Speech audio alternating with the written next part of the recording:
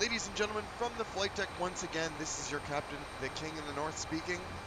As always, it is my sincerest regret to welcome you aboard today's flight, Skywest Airlines 5588, which suffered an uncommanded nose gear retraction and collapse when landing at San Antonio Airport while performing a flight from Houston Intercontinental Airport in Texas to Monterrey. Obviously did not make it there. Diversion that's led to the accident, which took place just 2 years ago, less than 2 years ago, December 4th, 2016. Today we're going to be demonstrating the Embraer 175 systems, regional jet systems, a new plane, and see how the failures work out with the nose gear collapse in the X-plane default failure system. So as always, I wanted to show off a little bit about this plane. This is, as I mentioned, the Embraer E-175 regional jet by X-Crafts. Now, X-Crafts makes the E-175 and the stretched fuselage 195 model, and I would say, you know, I've flown them quite a bit. This is a fun little plane, a fun little thing to take around in regional jet hops if you're in the United States or maybe flying across Europe and want some realism for regional flights. It's a fun little plane. I will admit I got it primarily for the visuals, as I mentioned previously, and I'm sure you know, I'm a big visuals guy. I really like having a lot of cool visual effects, and unfortunately, while the X-Crafts has the superior visual modeling, some of the systems depth that, if you might compare to my previous videos in the 737-800 Zibo modification and the Flight Factor A320, it's just not as deep, it's not as comprehensive as some of the other planes we have out in the market right now. But if you're able to get over that and you enjoy flying around with some of the fun little aircraft and just doing some little hops, I would definitely recommend this plane. It's inexpensive. You can get it combo purchased with the 195. They're fun little aircraft to have around, and I think it's totally worthwhile. As you can see, we're sitting on the ground here in Houston, the Houston Intercontinental Airport, IAH, and this is the default X-Plane 11 scenery. Unfortunately, there is no payware Houston scenery for actually either Houston or San Antonio where we're going to be landing, unfortunately. So hopefully, you know, I like to show off the scenery if I can, but there's some older scenery that just isn't up to snuff for what we have in X-Plane currently. So we're going to be utilizing the default systems in exchange for being able to show off the real-world flight that actually took place. It took off out of Houston, like I mentioned, real-world date, real-world time. Real-world weather. I did have the NTSB report for this flight that I could go through and program that all in, and we're going to try and recreate it as authentically as we can, given the limitations of a desktop simulator. So I'm going to go ahead. I have everything already pre-flight, ready to go, ready for getting all these gate configurations, all these systems away. We can go ahead and call for pushback and prepare for takeoff. Alright, so here we are in the cockpit of the ERJ-175. As you can see, it's a fully glass cockpit, something very modern and sleek compared to for example, the 737-800, which we flew last week. The next generation still has a lot of knobs and dials, and a perfect way to show that is if I come up to the overhead, you can see this is much simpler and has something called the dark cockpit feature, where basically you want all the lights off to indicate system is normal, and all of your knobs vertical to either the auto or standard position, to make it as simple and easy to fly as possible. As you can see, we still have our anti-ice features off and our engine bleeds off for engine start and pushback. That's completely normal, but they try and make it a lot more intuitive on these newer aircraft to fly by limiting a lot of those strange knobs and dials that can be very foreign and hard to learn. I'm going to come down here to the Tecton FMC, which is a custom FMC designed specifically for the X-Crafts line of ERJs, and you can see it's if you're familiar with ERJs, this is, you know, a typical FMC that you might see on an Embraer aircraft. A lot of it looks familiar with your departure routing and your knobs and your knobs and dials in the places that you would expect them to be. But really, if you're familiar with something like the authentic McDo in the Embraer, this is just kind of a pseudo replication, and I really only use it for LNAV. You can come up here. I'm going to go to our progress page and our flight plan, and we can see that we've typed in a flight plan modeled in here, but this would be very different from what would actually be taking place in the FMC in a real aircraft. Now, you do get this cool vertical display down here along with your standard map display. In the actual aircraft, it would show a VNAV path for you to follow, which is a really cool feature that unfortunately is not modeled. And in fact, I don't use the VNAV profile on the Tecton FMS at all because it's just not a systems depth modeling that would meet my needs. It's better to just kind of fly it manually by hand while climbing. The auto throttle system, the FADEC, it's just not unfortunately up to spec with a lot of the other aircraft we have in there. That being said, still a lot of fun to fly, and we're going to take it out today and show it off. So the pushback tug is already connected. We are just waiting for parking brake release, and we'll go ahead and get our engine start going, and I'll demonstrate that in a moment. Let's go ahead and release that brake and start the pushback. They're actually going to winch. Starting pushback, and you may start engines.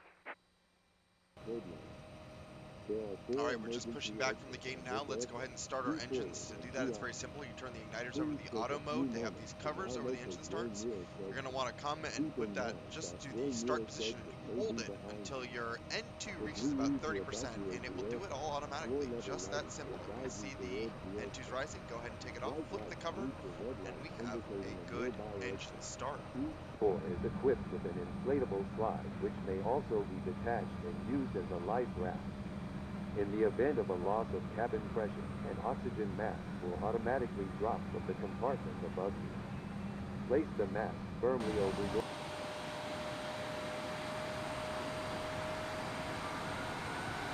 Operation complete. Set parking brake. Alright, as you can see, the tow has just disconnected us. We have two good engines over here started fully.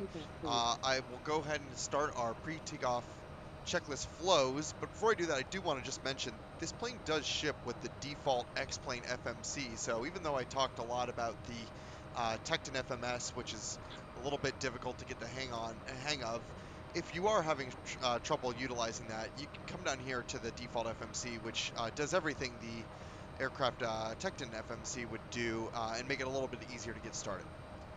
Alright, so our pre-flight checklist, we'll go ahead and set our auto brake to rejected takeoff, come up to our overhead, we'll switch the bleed selector over to both and turn the engine bleeds on. I actually think I kept the packs on for engine start. Oops, that's the kind of system step that I was talking about. If you keep the packs on, providing air conditioning to the cabin, you shouldn't get the engine to start. We'll just ignore that. Go ahead and turn our anti-ice on. I'm going to go ahead and set these all on to auto. Go ahead and turn our APU off. You can hear it powering down there. And then we can set our nose lights ready to go. We'll come down here and set our flaps over to 1. Get our spree brakes over to the arm position. And then we can do a flight control check. Come to the systems page, flight control, and it'll go ahead and show everything here. This is something that X-Crafts actually do very well. Full right rudder, full left rudder, full forward, full back, full left, full right. And there we go. We are pretty much complete and ready to go. We can go back over to the nav page, drop that down. I'm going to go ahead and turn our terrain radar on because that does work. And we'll go ahead and taxi on out to runway 9 for takeoff.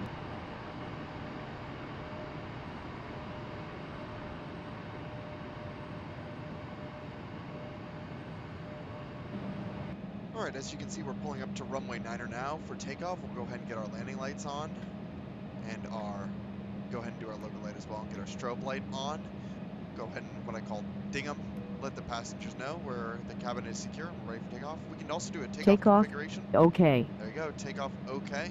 We're ready for takeoff. We'll go ahead and pull on to runway 9 and get on our way out. We have our flight director armed. We'll go ahead and I'm going to do heading select. And once I'm on the runway, I'll select that forward. And we're not going to do auto throttle as I mentioned. I like doing it manually in this plane, but we'll also do flight change mode to get the speed bugged up for takeoff.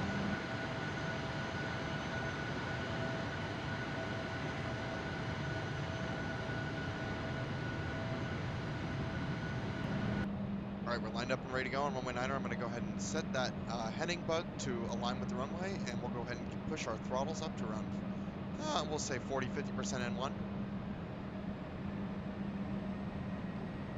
Alright, everything looks good and green. I'm going to go ahead and manually push my throttles to around 95%, putting slight forward pressure on the control column to increase steering. There we go. Takeoff power is set. I'm going to dip a little into the wind. This plane is very susceptible to wind, you'll notice. V1. Rotate. Rotate. V2. She just wants to lift right off the ground. Positive rate. Gear coming up. Here's where the emergency situation starts to first come to notice. The captain of the actual flight, they heard a loud clunk and thump at that point, indicating that their gear had something abnormal going on. But we're not going to pay any attention now. We're going to go right up into the cloud layer.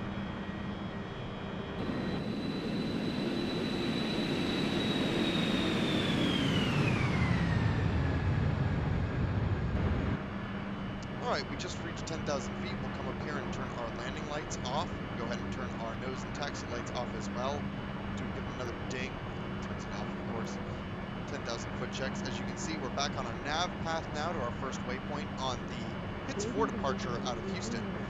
And are on our way down. I'm going to go ahead and manually configure the speed up to around 280 knots for the climb. As you can see, this is a perfect example of what I'm talking about with the way the autopilot handles it.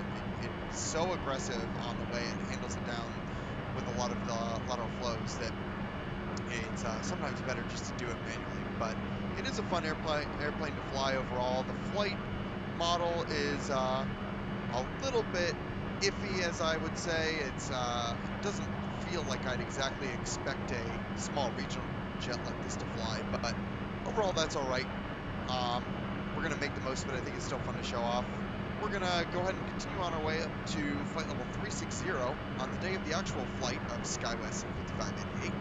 They did not notice any abnormalities until they were getting ready for descent, so we're going to do the same. We're going to go all the way up to our cruising altitude of flight level 360, and once we're up there, we'll conduct the brief for today's accident, and I will see you then.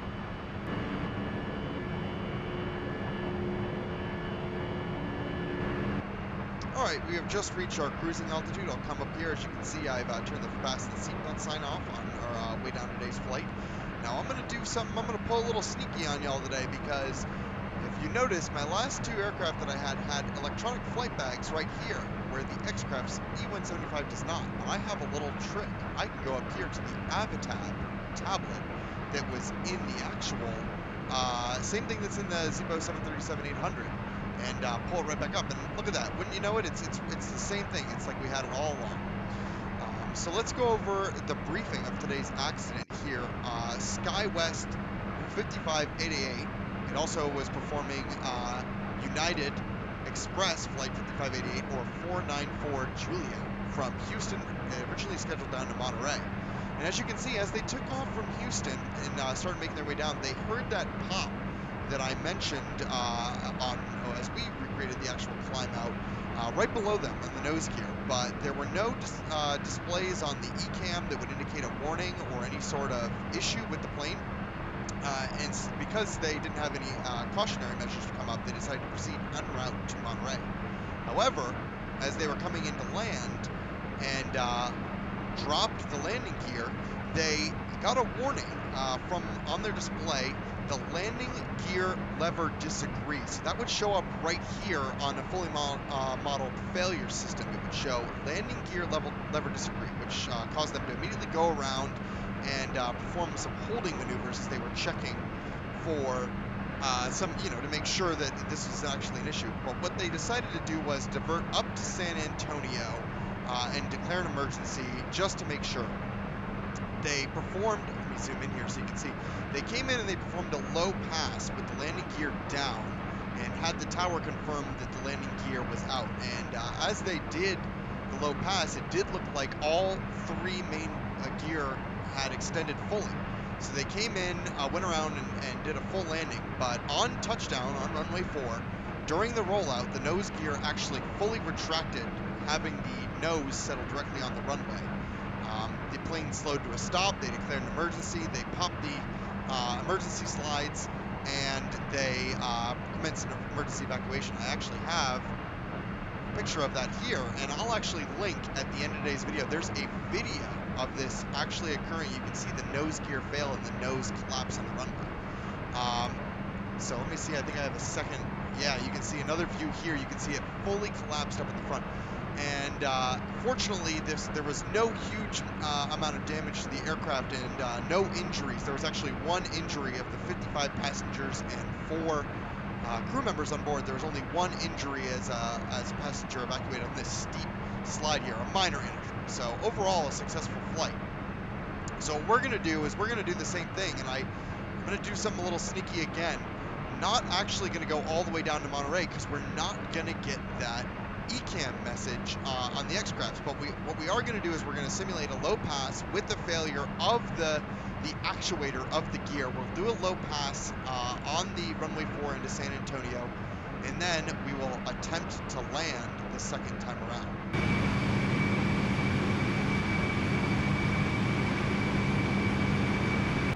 Alright, as you can see, we're just now passing 10,000 feet. We can go ahead and get our landing lights on. We can ding them, as I like to say, let them know to prepare the cabin for arrival.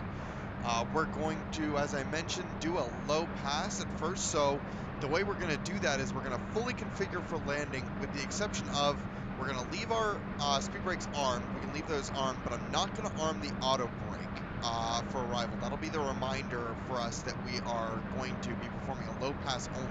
And the way we're going to do this is we're going to come in on the ILS glide path. We're going to drop our gear and have our flaps fully configured as normal. And then we're going to stop our descent around 300 to 500 feet above the runway, and we're just going to keep it level there while we pass overhead. And in the real world, that will be done so that the tower and any ops crew for Skywest or United will be able to look at the gear, take it out as we perform a slow flyby, and have them determine if it's safe to land on our gear, because we have no way of knowing if our gear is functional or not, especially without the ECAM display actually being functional. But we're going to go ahead and get ourselves set up for an approach, do the full configuration for landing, and once we are on the glide path for the ILS, the Instrument Landing System, into San Antonio, which, by the way, should be right off our nose according to the map over here.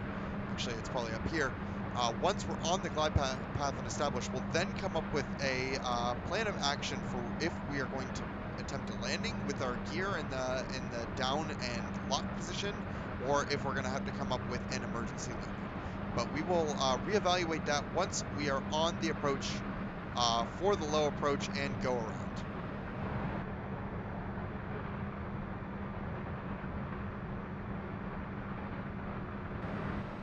Alrighty, as you can see, we are in the clouds, about to intercept the localizer for the Instrument Landing System for runway 4 in San Antonio for our low approach. I'm already configured flaps to 180 knots. We're just going to go ahead and turn our way in, and once we're established, we are going to lower our gear and do our low approach. One of the things in this plane you have to do is you have to switch over the nav system to your localizer to intercept that. So I'm going to go ahead and turn us towards the localizer now using the heading mode. We want about 30 degrees off there, so I want about due north. And then I have to program our approach course, which will be 37 to intercept the localizer. Once you've changed over from your FMS to your localizer 1, you can then put your nav hold on, and that will capture the localizer for you. Otherwise, you'll blow right through it as it's trying to pull from your FMC. So something tricky I had to learn there. And now you can actually also see our approach, our glide slope is coming down. So we want to come down here to our progress page, flight, I did that wrong. Let's go to our perf page, perf 2, perf 3. We're going to put our landing weight, we're going to be around 68,000 pounds right now, and that'll give us our VREF speeds. We're going around 134 for today's flight. So let me hit approach so we can start taking that glide slope in. Which I hope it will do. Everything's armed right now. Let me go ahead and get vertical speed going down just to make sure we don't get too far off that. There we go. It's caught it all. I need to get the glide slope in. Let's go ahead and get our speed all the way down now to our approach speed, 134. Winds are 10 degrees out of the north, so we're going to go 134 plus 5, 139 for our final approach speed. Boy, we need to get our vertical speed mode down because we are way off target right now. I'm going to go ahead and get our gear down.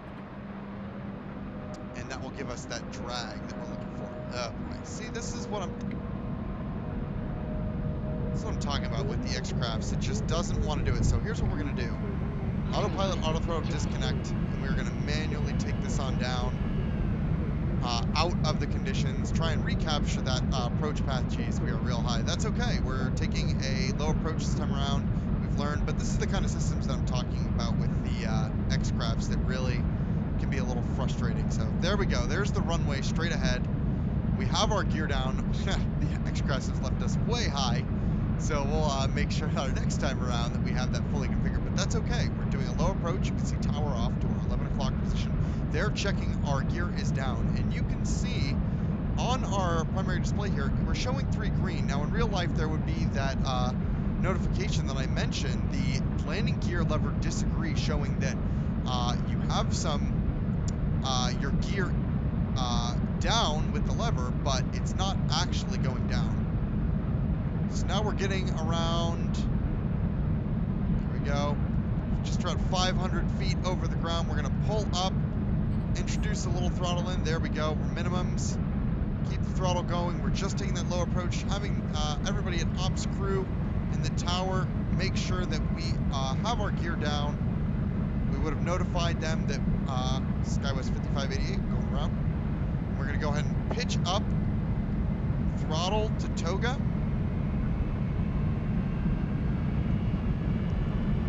Set 95, and we're going to go ahead and keep our landing gear down because of course we know there's some sort of situation going on there, but we'll pull our flaps in. So we got our flaps up coming up now. There we go. And we're going to aim for around, as it twitches on me, around 3,000 feet above ground level, and 250 is the max, 265 is the max extension speed. So of course we have an extension 250 knots below 10,000 feet in the United States. So I'm going to go ahead and get that altitude selection up to 3,000, and we can go ahead and bring our speed back down. I'm going to go ahead and bug this up to about, we'll say 200 knots, and put our auto throttle back in. And we can now get, I'm going to now activate our heading, autopilot, perfect.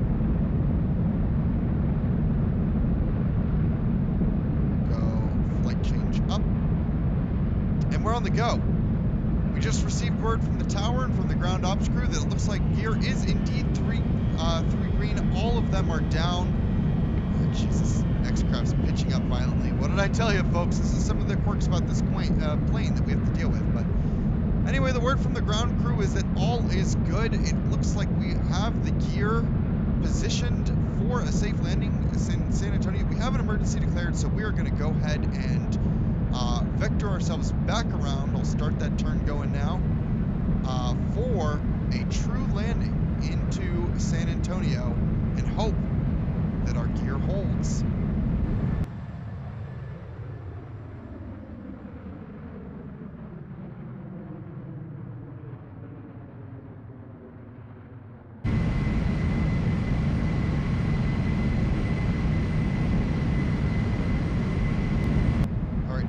Once again, final time on their approach to San Antonio. I went a little farther out that time. Now, after reviewing some of the emergency op procedures, I don't believe you set the auto brake in event of a gear disagree. I don't have the actual documentation for the emergency brief, the quick reference handbook for the ARJ-175, but I don't believe you would in that scenario, so we are not going to do that today. We have our localizer in. I'm going to go ahead and start turning us towards the localizer to capture the glide slope. Hopefully, like I mentioned, we have set ourselves up okay this time around, so we don't go under, but I'll be prepared for that. Just in case, I am going to bring our speed back all the way down to ref 139 knots once again. We already have our gear down, and we can just set up our flaps to make sure that we are fully prepped for landing. We do have our speed brake armed. I will use reverser. Okay, speed coming down real quick. We'll go ahead and do, we want to set flaps 5. We'll go ahead and do full 5 right now. Go ahead and get our approach in. You can see it's arming our nav, glide slope, and approach. Once we hit that localizer, it should turn us in. So yeah, we have flaps 5 in the ERJ-175. We have our localizer set. Gear is down, of course, and indicating no auto brake. We will go ahead and advise the passengers and the cabin that we are planning to have them brace just in case, because this is an emergency, and we'll hope for the best. There we go. We have our localizer captured. It's turning us in now. I took that a little sharp. Ideally, you'd want to go in probably more on the 00 heading 360 north to capture a localizer, but hey, we'll take what we can get to make sure. And now I just want to make sure that this glide slope takes us down correctly. We have our VREF speed set up, and now we just want to make sure that it's going to start approaching us, because as you can see, we're only 7 miles out now from the runway. There we go. It has captured the glide slope, captured the localizer, taking us down on our final approach. We should break out here very, very shortly. And look at that, guys. The X-Craft's E-175, not too bad. It's just about figuring out all its little quirks, making sure it works well for you. All right, we're going to break out, and then we will configure at around 1,000, do our final checks, 1,000 AGL.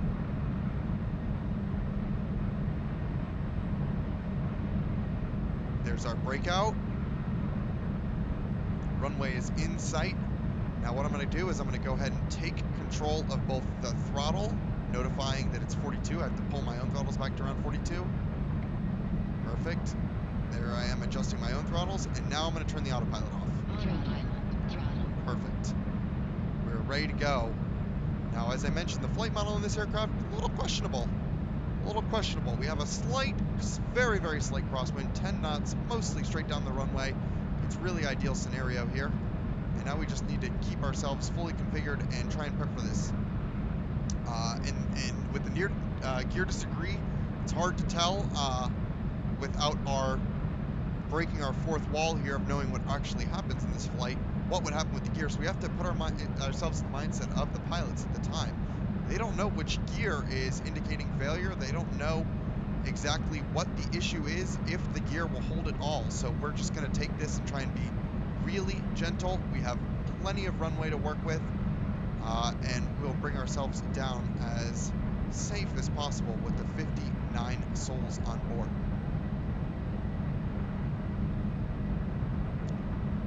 Unfortunately, the call-outs on this aircraft aren't great, and I don't actually see where my radio altimeter is, so I have no idea how high I am off the ground. I am just going strictly off of, there we go, there's my radio altimeter, bottom left of the primary flight display, 250 feet.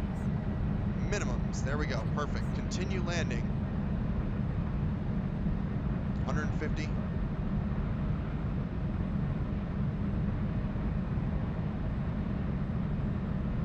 Feet, close those throttles, gently pull back. On the ground, we're going to hold the nose, no auto brake, reversers we are going to turn on. And sure enough, there goes the nose wheel. Oh, we've completely lost it. All right, idle reverse, we want to prevent as much smoking as possible. No braking, we don't want any heat from the sparks coming up that can ignite the fuel. We're just going to let the plane come to a stop as safely as possible. We are actually going to close those reversers, pull those speed brakes back in, and I'm going to kill the engines because I do not want any of this sparking up. Oh boy, we are plowing down this runway with X-Plane system. And of course the flight attendants are thanking everybody for our safe landing. But ladies and gentlemen, we have made it safely into San Antonio. Flight attendants, once we come to a stop, go ahead and pull those slides, emergency slides, get everybody out before we have the planes, call in the fire trucks, and make sure everybody is off the plane safely.